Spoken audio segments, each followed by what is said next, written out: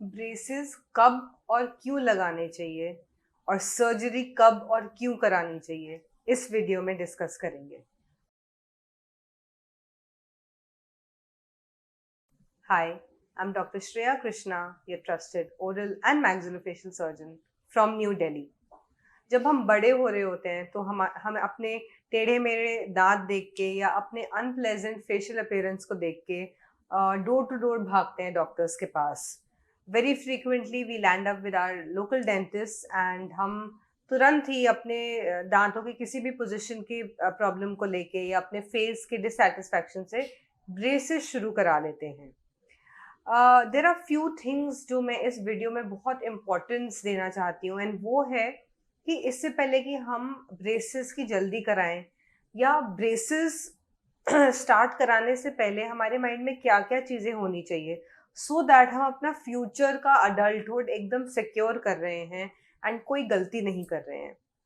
Braces उन cases में दिया जाता है जहाँ पे जो टीथ होते हैं उनकी जो पोजिशनिंग होती है वो या थोड़ी आगे पीछे है, क्राउडिंग हो रखी है, मतलब कम स्पेस में ही बहुत सारे दांत हैं, या दांत हमारे टेढ़े हो गए हैं, रोटेटेड हैं, या थोड़े एक्सटेंट तक दांतों की पोजीशन बहुत ज़्यादा ऊपर और नीचे के दांत बहुत ज़्यादा या आगे हैं एक दूसरे से या पीछे हैं एक दूसरे से, या गैप आ रहा है दांतों के बीच में, या हमारी गमी स्माइल है।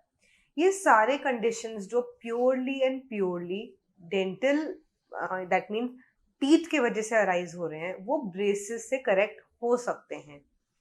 ये प्रॉब्लम्स जो मैंने आपको समझाई हैं ये आपके चाइल्डहुड में, अडोलेसेंस में एंड अडल्टहुड में अगर हमारी प्रॉब्लम सीमित है टीथ में तो करेक्ट हो सकती है।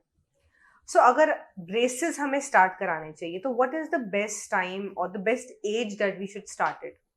Well, ideally for a person who is aware, the best time actually is जब आपका बच्चा या आप खुद 6 to 7 years ऑफ एज के हैं। सबसे पहले एक विजिट डेंटिस्ट को ज़रूर करें, प्रेफरेबली ऑर्थोडोंटिस्ट को करें who are basically braces specialist. ये ऐसा टाइम है जब आपके दूध के दांत झड़ रहे होते हैं और आपके जो परमानेंट दांत हैं वो आ रहे होते हैं।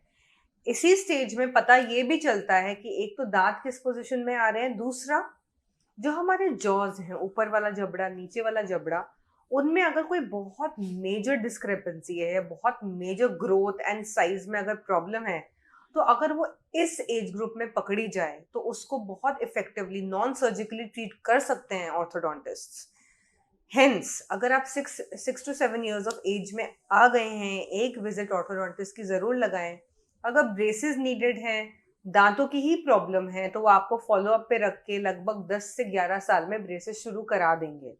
और अगर लकीली आप उस एज, उस कैटेगरी में फॉल कर रहे हैं जहां प्रॉब्लम आपकी ब्रेसेस दांतों की नहीं है बट आपकी हड्डी के आगे पीछे होने की, जबड़े के साइज एंड ग्रोथ की प्रॉब्लम की वजह से है, तो भी by the technique of functional braces और फंक्शनल ऑर्थोपेडिक अप्लायंसेस आपके जॉस की ग्रोथ भी इस स्टेज में मॉडिफाई हम कर सकते हैं अप्लायंसेस द्वारा। अगर हमने अभी आपको functional orthopaedics and functional appliances दे दिए, फ्यूचर में आपको सर्जरी की नीड होना, जॉ सर्जरी की नीड होना, जिसको हम टेक्निकली ऑर्थोग्नाथिक सर्जरी बोलते हैं, वो रिक्वायरमेंट आपकी खत्म हो सकती है।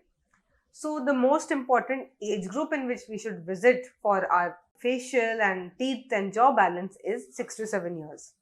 अगर आप 10 to 12 years के एज ग्रुप में हैं, अगर आपकी प्रॉब्लम दांतों की है, ब्रेसेस अभी शुरू कराने से बेस्ट रिजल्ट आता है।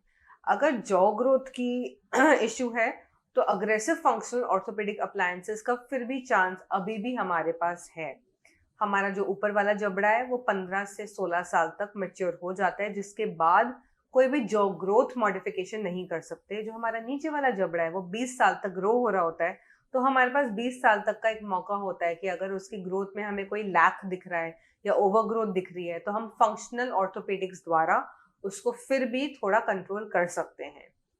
लेट्स से हम 18 वर्ष से ऊपर की उम्र में आ चुके हैं, अगर हमें आइडेंटिफाई हो रहा है कि हमारे दांतों की प्रॉब्लम है, टेढ़े मेढ़े हैं, थोड़े से आगे पीछे हैं, थोड़े से गैप में हैं, तो 18 के बाद भी ब्रेसेस कभी भी लगवाए जा सकते हैं। अगर आप 18 से ऊपर हैं और ये चीज़ आइडेंटिफाई हुई है या तो खुद से या डॉक्टर से विजिट करके या अपने डेंटिस्ट के पास जाके कि प्रॉब्लम एक्चुअली दांतों तक सीमित नहीं है और इनफैक्ट आपकी जो जॉज हैं वही हार्मनी में नहीं है, ऊपर वाला जबड़ा बहुत आगे है या बहुत पीछे है या नीचे वाला जबड़ा बहुत आगे है या बहुत पीछे है, तो वो चीज़ ओनली ब्रेसेस से करेक्ट नहीं हो सकती because braces only and only दांतों को ठीक करते हैं। अगर हड्डी की प्रॉब्लम है तो नेचुरली हड्डी को ही ट्रीट करना होगा। अगर आप 18 वर्ष से ऊपर हैं तो हड्डी की ग्रोथ या साइज को अब किसी भी वे में अप्लायंस द्वारा, ब्रेसेस द्वारा करेक्ट नहीं किया जा सकता। तो 18 वर्ष की उम्र के अबव अगर आपकी जॉज का इश्यू है तब there is only one option left which is orthognathic surgery और jaw surgery. This is performed by oral and maxillofacial surgeons. It is a very specialized surgery and should be only performed by maxillofacial surgeons. Board certifications check करिए, certifications check करिए, degree check करिए, experience check करिए कि specifically orthognathic surgery के direction में कितना experience hold करता है वो सर्जन। ये वीडियो बनाना इसलिए ज़रूरी लगा बिकॉज बहुत पेशेंट्स हमारे ओपीडी में आते हैं जिनका 3-4 साल कंटिन्यूस ऑर्थोडोंटिक ट्रीटमेंट चल रहा होता है, ब्रेसेस चल रहे होते हैं, सक्सेसफुल नहीं होते, पेशेंट फाइनेंशियली एग्जॉस्ट हो जाता है, मेंटली एग्जॉस्ट हो जाता है, फिर भी आंसर नहीं मिलता। एंड इन केसेस में फिर जब हम चेकअप करते हैं हमें पता चलता है कि actually problem was not of dental, problem was not of the teeth were never in imbalance. Actually jaws he imbalance में थे, जॉ का साइज, ग्रोथ, पोजिशन जो भी है वही हार्मनी में नहीं था। तो आप दांतों को कितना भी करेक्ट कर देते वो सेटिस्फैक्शन नहीं आती। And that is when then we start the journey of orthognathic surgery. यही चीज़ अगर हम टाइमली एड्रेस करें, दैट इज चाइल्डहुड में एड्रेस करें, तो हो सकता है सर्जरी की नीड ही चली जाए। और अगर आप अडल्ट हैं तो इससे अच्छा कि आप 3-4 years ब्रेसेस में स्पेंड करें, you can directly go in for the surgery.